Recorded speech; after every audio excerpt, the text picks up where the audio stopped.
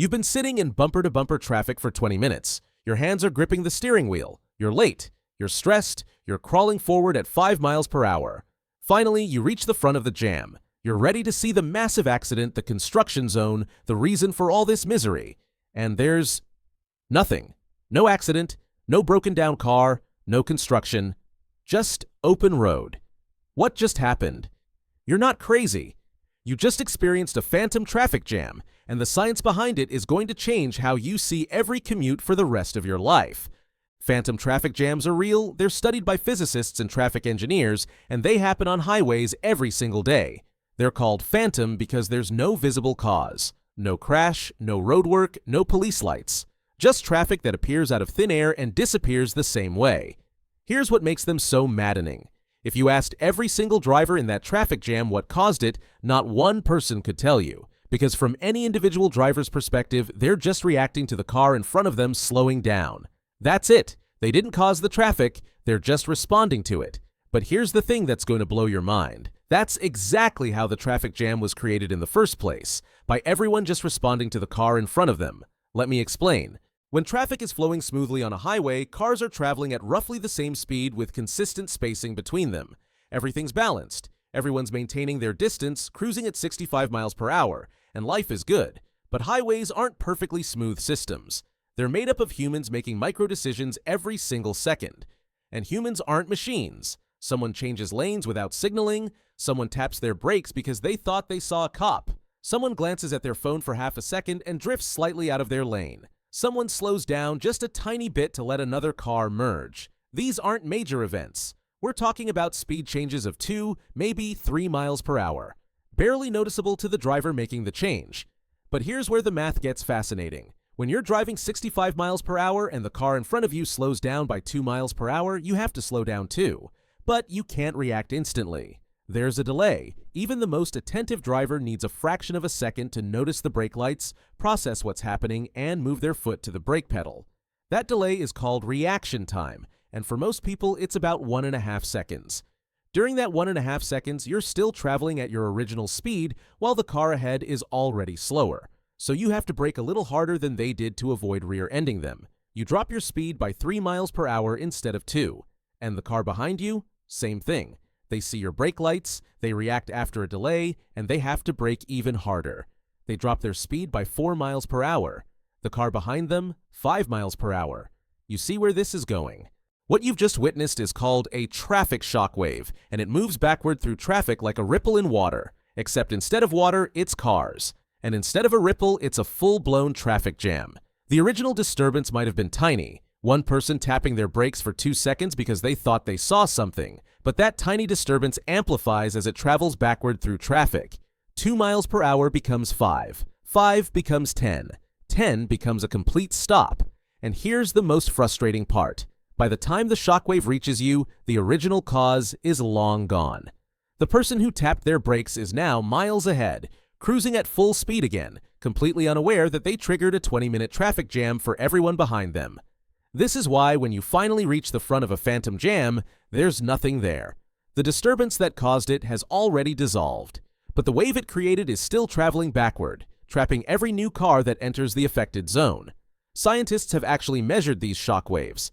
They travel backward at about 12 miles per hour, so if you're stuck in one, you're not imagining things. That jam is literally moving toward you as you sit there. Now, you might be thinking, okay, but if someone slows down, can't they just speed back up? Why does the jam last so long? Great question, and the answer is going to make you even more frustrated with traffic. When you're in stop-and-go traffic, you've probably noticed something. The stop part happens fast, but the go part happens painfully slow. That's not your imagination. It's called asymmetric response, and it's built into human behavior. When a car in front of you brakes, you react quickly because you have to. Your brain goes into threat response mode. Danger. Don't crash. Brake now. It's fast, it's instinctive, and everyone does it. But when the car in front of you starts moving again, you don't accelerate quickly. You're cautious. You wait to make sure they're really going. You leave extra space just in case. You ease onto the gas pedal slowly. And that caution, multiplied across hundreds of cars, means the traffic jam dissolves much, much slower than it formed. Think of it like a slinky going downstairs. When you drop the slinky, it compresses instantly at the bottom. But when you try to stretch it back out, it takes time. Traffic behaves the same way. There's another factor that makes this worse: psychological spacing.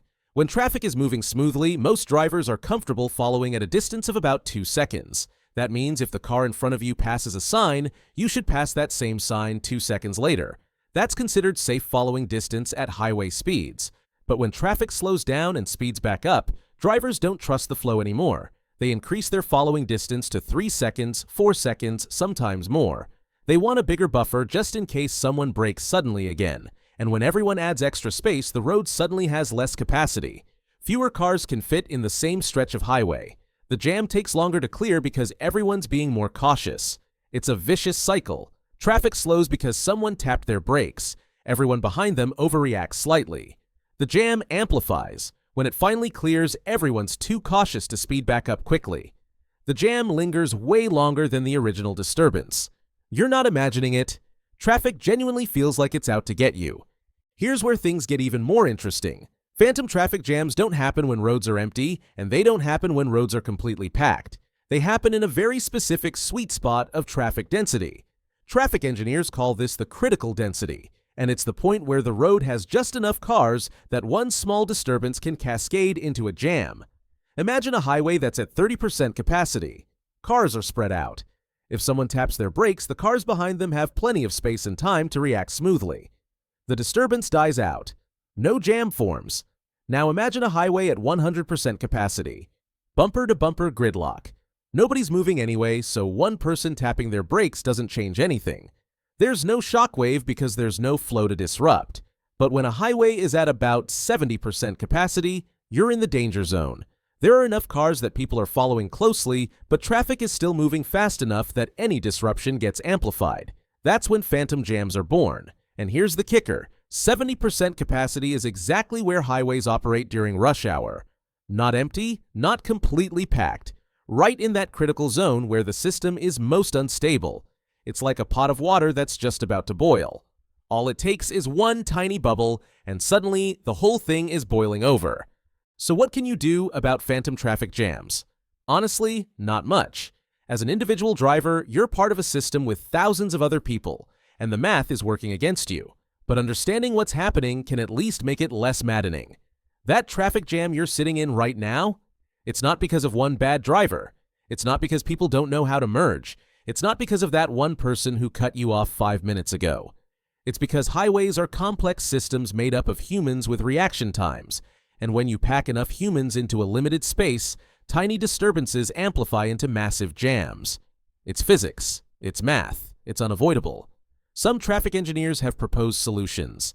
Adaptive cruise control systems that maintain consistent speed and spacing could theoretically prevent shockwaves.